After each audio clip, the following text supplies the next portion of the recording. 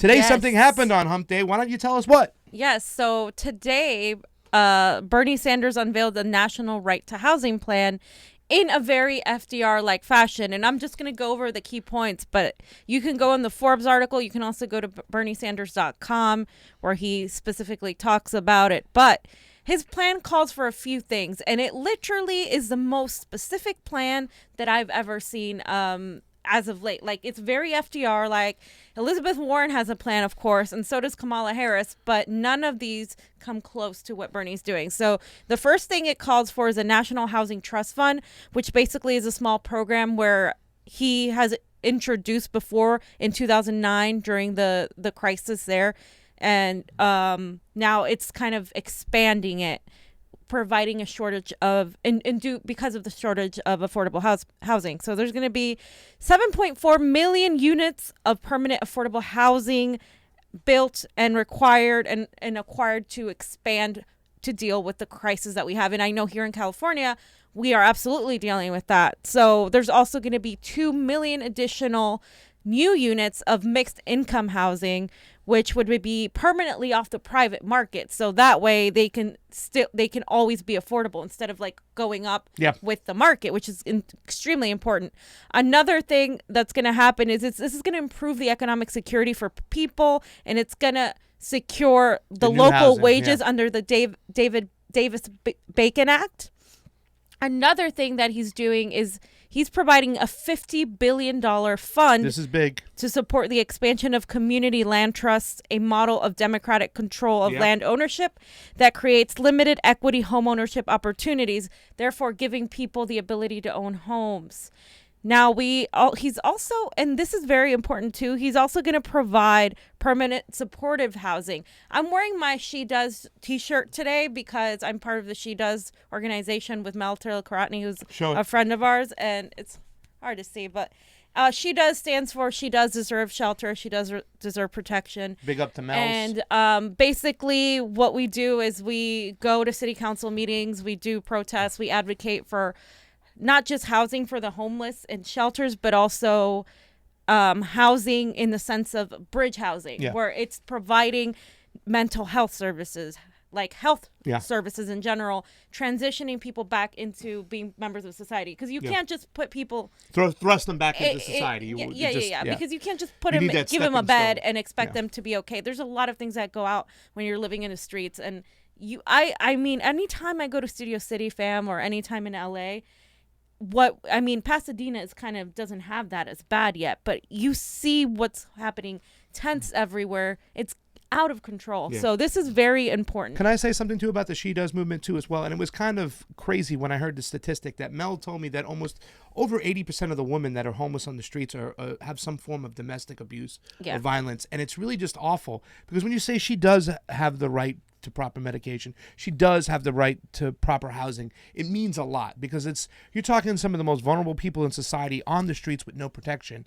And it really is, it's something, and this means a lot to me because, even today, me and Johnny were driving around and we saw this homeless person from Pasadena that I know that when I first saw him, when he first got on the streets and he was very, very strong, he's shriveling down to nothing. And this is really something serious. And I think Bernie Sanders has got a great plan here. I'm glad he came up with this. Go ahead, fam. I'm sorry for getting a little emotional. Oh, no. So this would help basically by providing the bridge housing. He's obviously going to put effort into that. Yes. Now, there's also going to be a 3% cap on rent increases or a 1.5 times the rate of inflation to avoid ridiculous overnight massive increases in rent. So our friend John Noddy, he knows very much how a lot of people are driven out of their homes because the landlord could literally increase our rent tomorrow. It could happen. It's happened to us. Bullying techniques. But they can do it by $500 if they wanted to. They can do it. There's no limit. When there's no rent control, and because Proposition 10 didn't pass, they could do it at any given time. And some people are driven out their houses by that. Can I tell you what we happen? And these are the bullying tactics that happen. We don't have rent control in our area. We're on a month-to-month lease. It's set up that way. So we call and we say, hey, we have a leak in the front of the house. We would like you to come out and fix it. She immediately raises our rent. So then she creates this culture of anything's broken, don't call to get it fixed because I'll raise your rent. Now, that done to us sucks. But imagine it being done to poor people who, might have a problem with their water issue or whatnot. they'll be afraid to call because they'll get their rent raised and they'll be out in the streets. If they lost their job. Yeah. So this culture needs to stop. Yeah, absolutely. So all of this is very important because a national a just cause eviction law is another thing that would help. And that's what Bernie Sanders is talking about. So this one would give tenants the right to renew their lease if they did not break the rules. And it would also give them legal protection against evictions and retaliatory rent increases, which is this is exactly what we're talking about. This is what we would like here, what we need, because there are predatory landlords that do this, that exploit people because they know they can't fight back. Yeah. Over 1 million tenants in public housing would receive $70 billion in investment funds to promote rehabilitation and maintenance. So to the small tenants that aren't, that are simply struggling themselves to pay the high cost of land here, let's say in a place like California, it would also help them to fix these apartments so these people could live in better conditions. Yeah. So it's all connected. It's not just one thing. It's not just rent control. It's all of these things that have to happen for all of this to be done. And that's something that, here's what I'm saying. Bernie Sanders understands that there's a business out there, that we still do live in a capitalist system. So giving some incentive to the owners, like, hey man, I'll meet you halfway. I'll get you $10,000 for repairs that will cost you $20,000, but it would only cost you $10,000. Now you're going to increase the property value of your place. A little help from Uncle Sam, the people's taxes, and it's a win-win situation. So that's why I like a move like this. When there's money to help for improvements for everything, and maybe they'll concentrate on like, hey man, you could fix the foundation. We're going to spend a lot of money and time fixing the water to make sure that there's clean, accessible water for your tenants. And in coalition with that, Pasta, the Green New Deal plays a part in this as well. So the buildings would be decarbonized and turn into resiliency centers with the highest standards of energy efficiency, and also be accessible to public transportation. So they're not just going to build them anywhere. They're going to build them in places where people don't have to necessarily have a car. And in places like LA where, traffic is horrible, we need to improve the public transportation. Again, this is all little pieces coming together as part of a big plan. Can I also say something about briefly? We have a fan of ours, a subscriber, someone who follows us, someone we talk back with. She got sick from black mold.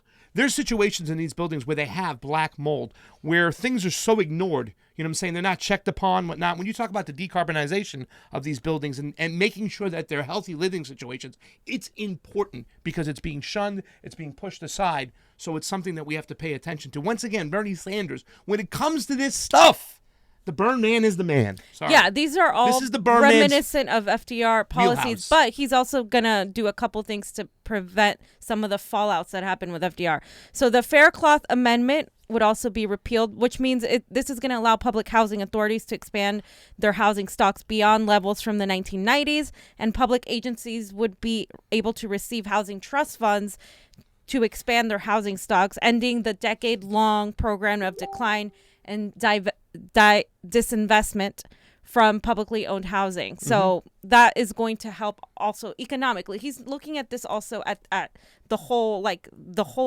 structure of the housing market too, not just like rent control. Like obviously there are more issues that kind of are talking to these real estate developers in a way, kind of like saying, hey, look, everybody benefits from all of this, not just the people that I'm trying to help, but obviously the people, they can't exploit them either. This is kind of like a stop at like exploitation too. He also is really, when you talk about both sides and stuff like that, he's not just this whole kind of socialist mentality that he's just going to take care of poor people at the expense of everybody else. He's also trying to lift both sides up so both get on board and we get this done quickly, efficiently, and make some serious changes for the homeless, because 600,000 people on the streets right now is sick. It's disgusting in the most richest nation on the planet. Right. And also like the way they're putting spikes everywhere to prevent them from doing anything. There's a couple pictures I wish I had now, but that where they're doing that everywhere. So there's also these new social housing units are going to have federal preemption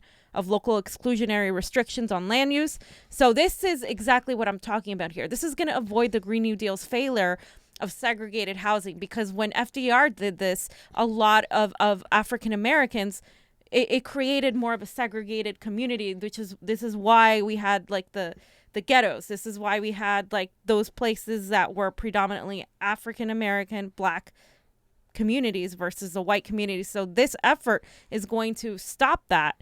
And it's going to have these integrated homes in exclusionary neighborhoods. And then a new independent regulator on fair housing would break down the walls of segregation and discrimination in it. So basically what's happening now is that people, the way these people build, they segregate people. According to the rich, they're racially segregated. Most of the time, from the poor. So this is part of it. And I think it's very wise he's doing that, because obviously, Pasta, he gets criticized a lot for not having enough plans regarding reparations and regarding the Black community. And I think this actually shows that he's actually paying attention to that.